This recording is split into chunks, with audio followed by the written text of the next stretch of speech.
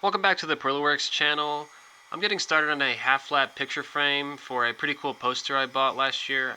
I got it from a Kickstarter campaign, and it's an amalgamation of all the world's metro lines put into one. It's about 40 by 30 inches, so this is going to be a decent sized frame. I'm working with this wide sapele board I have left over from a couple projects I've done in the past, and I'm going to be using the quarter-sawn portion of it.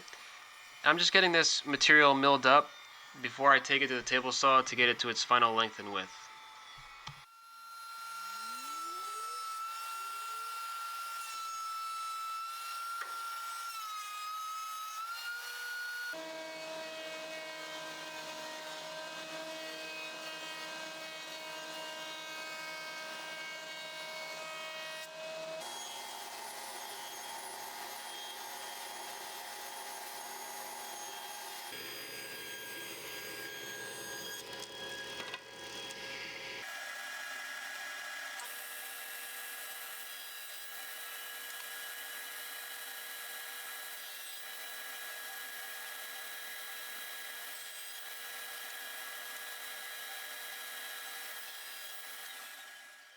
I'm using the dado stack here to cut the outside portion of the half lap joint, and I have my fence set to 2 inches to the right of the dado stack, and that's because I want there to be extra material beyond the half lap joint.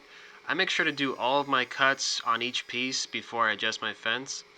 After this, I'll go to cut the inside boundary of the half lap joint, and you can see in the foreground a test piece that I did. And so I would use this test piece for every cut before I would work on the sapele boards. And I would just adjust the fence little by little until I had a perfect fit.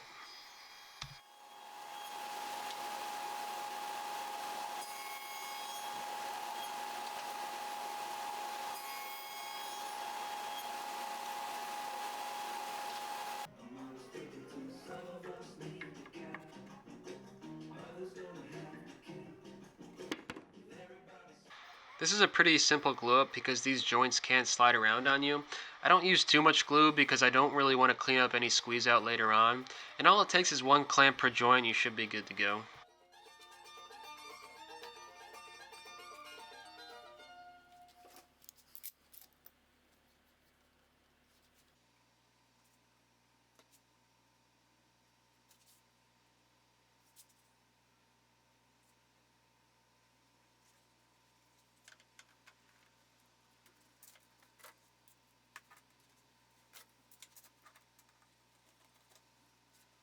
I wanted something to contrast the sapele, so I'm adding walnut dowels to these joints. It'll add some strength, but it's not really needed. For me, it's purely a design choice. And I'm using the 1/4 inch forstner bit to drill the holes and possibly start a fire here, and just a little bit of glue should do it.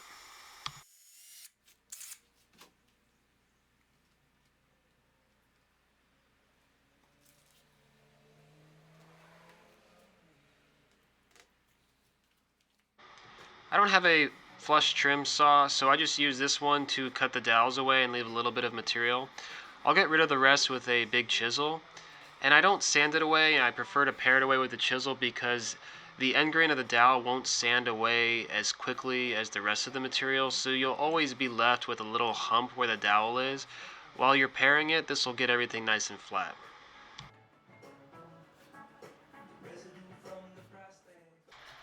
I added a 1/2 inch by 1/2 inch rabbet to the back side of the frame for the glass and poster to sit in. I did this in 2 passes, and afterwards I cleaned up the corners with a chisel to square them off.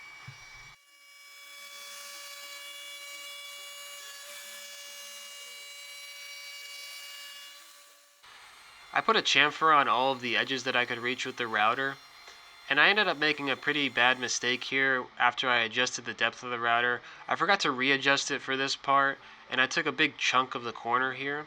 I put some tape on the edges of the piece and then filled it with some epoxy, and it's still noticeable, but it's on the back of the frame, so it shouldn't be seen too much.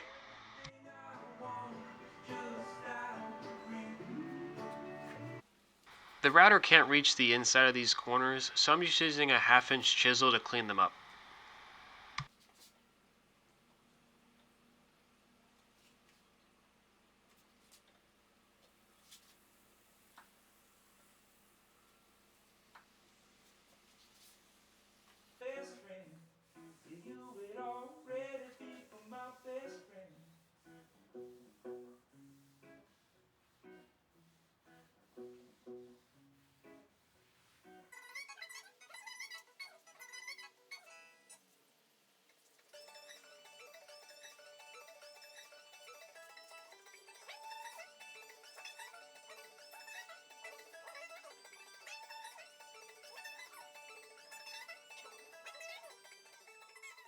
I considered doing the rest of this myself, but decided there was a pretty good chance that I was going to ruin the poster, and so I let the professionals do it. I took this to my local frame shop. This is a place called Frame It in Coral Springs, Florida, and they also have a shop in Delray. They did a really good job, and they're super nice people, so I would highly recommend them. I'm not affiliated with them at all, but I figure I'd give them a shout out. I got the poster mounted on this acid-free foam board and then got the UV and glare-free museum glass. After that, this whole thing was pretty much done.